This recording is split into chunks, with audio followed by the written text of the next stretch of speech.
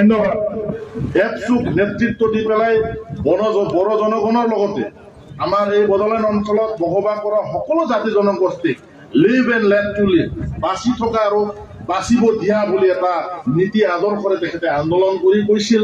এই মঞ্চত থকা প্ৰমোদ বড়ো নিচিনা ২ নম্বৰী ফেক মানুহজনে যেতিয়া BTR-ৰ চুক্তি কৰি আহিল আৰু যিজন মানুহে কৈছিলে যে মই এই BTC-ত কোনোদিনে চিফ বা কোনো MCLA EM পৰ্যন্ত নহয়, গাঁওবুঢ়াও নহম বুলি কৈছিলে, কিন্তু তেখেতে পৰিৱৰ্তনৰ নামত কি কৰি গ'ল? এপচুৰ সভাপতি হোৱাৰ লগে লগে একেবাৰে গাদীৰ স্বাৰ্থত BTR-ৰ CM হ'ল। হয় না নহয় ৰাইজ? ইমান ধৰণৰ মানে মিছলীয়া মানুহ, তো ইয়াত আৰু কি ক'ব লাগে? তেনেকুৱা ধৰণৰ মানুহে জাতিটোক মিছগাইড কৰি পেলাই আজি BTR চুক্তি কৰি BTC ধ্বংস কৰি পেলালে। কিন্তু আজি BPF দলে মাননীয় হাগ্ৰাবা মহিলাৰী দেৱৰ নেতৃত্বত আকৌ আমি জাগি উঠিছো ৰাইজসকল, আমি জাগিছো। BPF দলে আজি পদযাত্ৰা কৰিছে মাননীয় হাগ্ৰাবা মহিলাৰী দেৱৰ।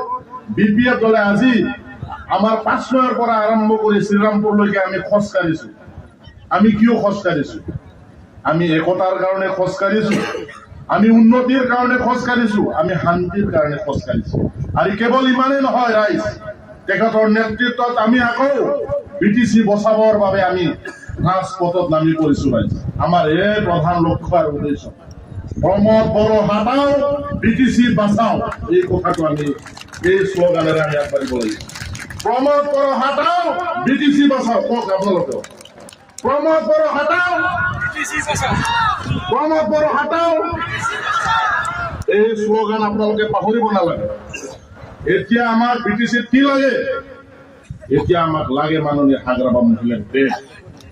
কিন্তু যেনেকে প্ৰমোদ বড়োৱে দিল্লীত গৈ পেলাই তেখেতে BTR চুক্তি কৰি কিছুমান ভুল কৰি আহিছে ৰাইজ, এতিয়া আমি BTC-ত আৰু কেৱল দিছপুৰতে নহয়, আমি এতিয়া দিল্লীত আমাৰ মানুহ পঠাব লাগিব। দিল্লীত গৈ পেলাই প্ৰমোদ বড়োৱে যিখিনি ভুল কৰি আহিছে, আমাৰ এই BTC অঞ্চলৰ কাৰণে তেখেতে যিবিলাক ফেক চুক্তি কৰি আহিছে তাক শুধৰণি কৰিব লাগিব। দিল্লীৰ পাৰ্লামেণ্টত আমাৰ BPF দলৰ পৰা এটা শক্তিশালী নেতা আমাৰ পঠাব লাগিব। সেই চিন্তা মাননীয় হাগ্ৰাবা মহিলাৰী দেৱে এতিয়া কৰি গৈছে। সেয়েহে আমি আগন্তুক 2024 লোকসভা নিৰ্বাচনত আমি কোকৰাঝাৰ আৰু ওদালগুৰি সমষ্টিত আমি 2জনকে প্ৰাৰ্থী দিম। আৰু ইতিমধ্যে মাননীয় হাগ্ৰাবা মহিলাৰী দেৱে আমাৰ এই অঞ্চলৰ কাৰণে সেই দিল্লীৰ এছেম্বলিত আমাৰ যিবিলাক সমস্যা কৰি থৈ গৈছে, আজি BTR চুক্তিৰ নামত যিখিনি ভুল কৰি গৈছে, এই শুধৰণিৰ কাৰণে মাননীয় হাগ্ৰাবা মহিলাৰী দেৱে কেইজনমান ব্যক্তি, শ্ৰেষ্ঠ ব্যক্তিসকলক এতিয়া চিন্তা কৰি থৈ গৈছে। সেইকাৰণে আপোনালোকে সকলোৱে জাগিব লাগিব ৰাইজ।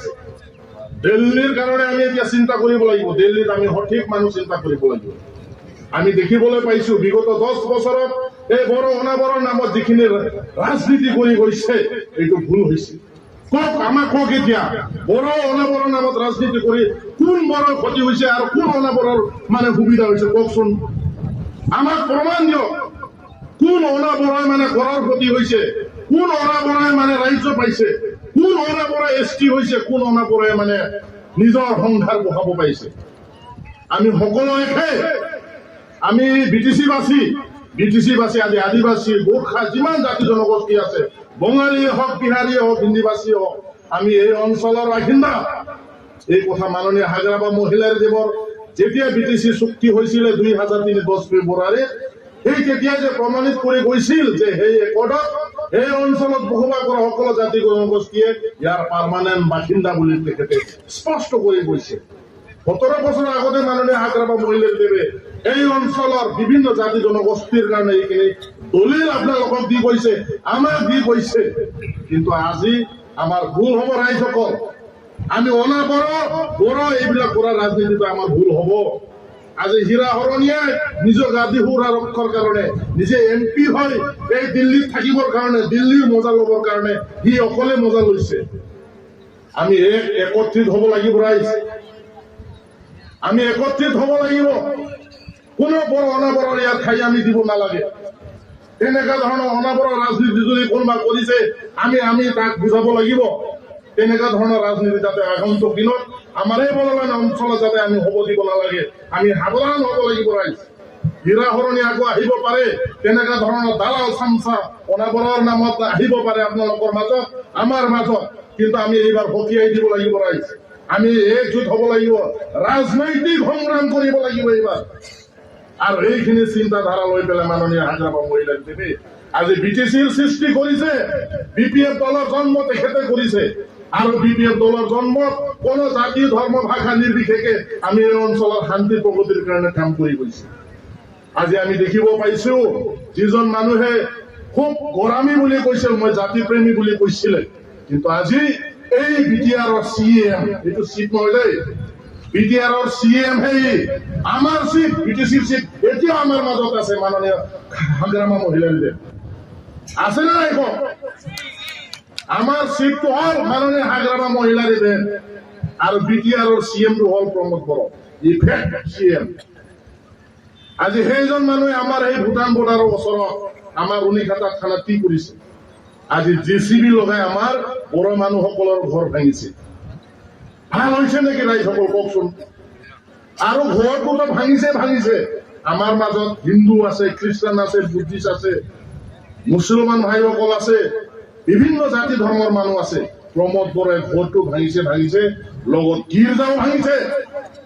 গীৰ্জা ভাঙাটো বিয়া কৈছে। মই এজন হিন্দু ল'ৰা, হিন্দু ধৰ্মত কি কৈছে? নিজৰ ধৰ্মটো কৰ, আনৰ ধৰ্মটো শ্ৰদ্ধা কৰিব লাগে বুলি কৈছে। কিন্তু এইজন মানুহে আজি খ্ৰীষ্টান ধৰ্ম ভাইসকলৰ গীৰ্জা ভাঙিবলৈ মানে JCB লগাইছে। এইটো কি ৰাজনীতি হ'ল? কি পৰিৱৰ্তন এইটো? সেইকাৰণে আপোনালোকে জাগিব লাগিব ৰাইজ। আজি এই কিছুমান দলৰ নেতাসকল আহিব, হিন্দুক দেখুৱাই খ্ৰীষ্টানক ভয় দেখুৱাব, আৰু ইফালে মুছলমানসকলক এই দেখুৱাই পেলাই ইফালে হিন্দুক ভয় দেখুৱাব। এইবিলাক শেষ কৰিব দেই, আৰু এইফালে ক'ব এইবিলাক শেষ কৰিব। ৰাইজ, আমি এতিয়া সেই হিন্দু ধৰ্মৰ বা কোনোবা মুছলমান ধৰ্মৰ বা খ্ৰীষ্টান ধৰ্মৰ আমাৰ BPFৰ তেনেকুৱা ধৰণৰ নীতি আদৰ্শ নাই। আমি সকলো ধৰ্ম, সকলো জাতি একে, আৰু BTC শান্তিৰ কাৰণে আমি কাম কৰিব লাগিব। আৰু বিশেষকৈ মই বেছি নকওঁ, আমাৰ মাজত শিৱ ছাৰ অলৰেডি আহি পাইছে।